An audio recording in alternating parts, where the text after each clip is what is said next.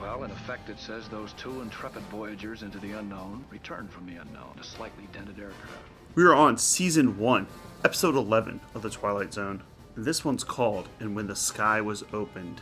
And it's a science fiction outing about 3 astronauts that make a successful, air quote, trip into space and then crash land into the desert on Earth. And we start with what we think are 3 survivors. Now, I think what could have made this episode better is actually seeing more of the spaceship. In the later episodes, they will show aliens, spacecraft flying. The production values just really get upped, but in Season 1, a lot of it's left to your imagination about what exactly happened. As the narration sets up, the X-20 dinosaur, D-Y-N-A-S-O-A-R, goes into space, disappears, and then crash lands back on Earth. So we're not exactly sure what happened. But it seems like they did run into some alien life, which we don't see. And this alien life is making them disappear on Earth. It's based on a story by Richard Matheson, but the teleplay is by Rod Serling. And man, just like the episode we had before, he's really in this mode of having people not remember where they came from, not remember what happened, and then disappear from the planet. So we got William Gart, Ed Harrington, and Greg Forbes. And it starts with Gart going to the hospital to visit Forbes, who got injured when their spacecraft crashed. And then we get Deja Vu, Groundhog Day. They keep picking up this newspaper, and at first it's 3 astronauts, then it goes down to 2 astronauts, then it goes down to 1 astronaut. And this continually happens. So I think what they're trying to say is that these aliens are picking them off one by one. Or maybe this is all made up and they never actually went into space at all. It's completely up to interpretation. So some people really love this episode, and there's also some negative reviews as well. It is one of the higher rated episodes, with an 8.3 on IMDb. But while I respect the writing, and especially the acting that we get in this episode, especially with Gart, who seems to be the last remaining astronaut, before he eventually disappears as well, a lot of screaming, a lot of yelling, just like the previous episode. And if you're someone who likes thinking about stories and imagining different possibilities of what they're talking about, this one's for you, but it's not really for me. If we'd actually seen the aliens, if we'd seen more space flight, or even some reason why they are disappearing, but everything's up in the air. Did the aliens get to them? That's what I personally think happened. Or did this flight never happen? Yeah, that's possible. Are they still on this alien planet? That's possible too. Or is this newspaper completely made up? That's possible. Anything's possible. So this is a really difficult episode to review because it's 3 people that scream the entire episode, then slowly disappear one by one. The acting is good, because I didn't find the characters annoying. They really do seem like this Final Destination monster is coming to get them, but we never see any of this stuff happen. And even with the restrictions of TV at the time, I think if they were going to be picked off one by one, you could at least see some alien race do it. It ends with the Rod Serling closing narration that I thought might completely explain it, but it really doesn't. In fact, I'll play it and see if you can make heads or tails of this episode. Once upon a time, there was a man named Harrington, a man named Forbes, a man named Gart. They used to exist, but don't any longer. Someone or something took them somewhere. At least they are no longer a part of the memory of man. And as to the X-20 supposed to be housed here in this hangar, this too does not exist.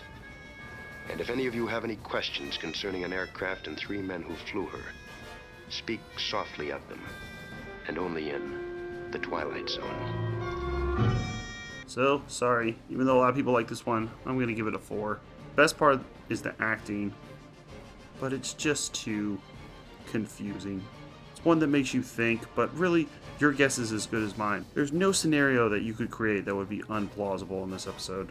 And I think if an episode is going to make you think, there has to be a way that you can guess what the writer is getting at, what they're implying. There has to be a right answer, doesn't there? We do have quite a famous actor, Rod Taylor, playing Lieutenant Colonel Clegg, who's in the movie The Time Machine and The Birds as Mitch Brenner. And somewhat recently, he was in Inglourious Bastards. That was his last acting credit. He played Winston Churchill in that one. So I'm pretty sure this was Quentin Tarantino just picking some of his favorite actors again and putting them in movies. He tends to do that, and I support it. And we get some interesting trivia. Gloria Paul, who plays the woman that Rod Taylor picks up at the bar. She the one with the big rear end? I think so. Spoke about her experiences filming the episode. Rod Serling was on the set for the 2 days I was working. He was very nice and came over and said, "Hello, my part was different. It was written with me and 2 other girls sitting at a table. Rod, the director, changed it and moved me up to the bar, probably because she had a large rear end. I love working with Rod Taylor. He was a very nice person, one of the best in the biz at the time, as one of Hollywood's rising stars. Well, that's good to hear. Everything was fine on the set of this. And also, the title is a parody of a line from the children's nursery rhyme, Sing a Song of Sixpence. When the pie was opened, the birds began to sing. Was that a dainty dish to set before the king? And then at the end it says, although there were no special effects showing the spacecraft in flight, I'm aware the disappearances are emphasized by props so deep. There's one fewer bed in the hospital room when one man disappears. At the end, the hospital room is shown empty, as is the hangar where the X-20 was originally housed. In the episode, showing this hangar, we're supposed to see a spaceship, but nothing's there. I was like, oh cool, are they going to show us a spaceship? Nah, they never actually do it. I think they were cheaping out. Let's read a positive and negative review. This person gave it a 5 out of 10. Average. 3 pilots, astronauts, arrive to Earth. After a crash landing, one pilot disappears and the other's existence slowly erases. Lots of screaming and dialogue with Shatner-style overacting. I thought the acting was fine, but it is a hard role to play because you have to make the audience believe that something horrible happened to them in space. Lots of screaming and dialogue with Shatner-style overacting.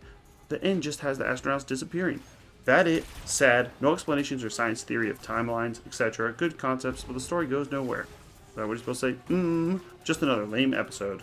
This guy's got some attitude. Which will fade or erase away my memory and when the sky was opened characters. Oh, dist. And then another review where they give it a 9 out of 10. Maybe this person was a philosophy major. Disappearing act. This is another honorable mention of mine. And another episode slightly under the radar. This is also another episode that is based on a short story from one of my favorite authors and writers for the show, Richard Matheson. Richard Matheson did write I Am Legend, Hell House, The Shrinking Man. It's such a simple concept, which makes it all the spookier. It's also rather eerie considering the real-life cases of mysterious disappearance of people that just simply vanish from the face of the earth. But it's also one that just has this revolving enigma that we get little to no answers to. Glad this guy's admitting this. Not even a small clue, so your questions and theories are as good as mine. Kind of sounds like a negative review, but like I said, some people really like that. They like the fact that it's like, I can just think about this all day. Next up is episode 12 of season 1, What You Need. An episode for the dumb people out there, like me. About a guy who gives you exactly what you need. Philosophy majors can stay home for this one. And check out our playlist for all the series we're covering. We're doing every single episode of the Twilight Zone, and we're flying through them, you could say. Just like the X-20. We've also covered Black Mirror, Tales from the Dark Side, Monsters, Fear Itself, Cowboy Bebop, Pet Shop of Horrors, and Mystery Science Theater 3000. Thanks a lot.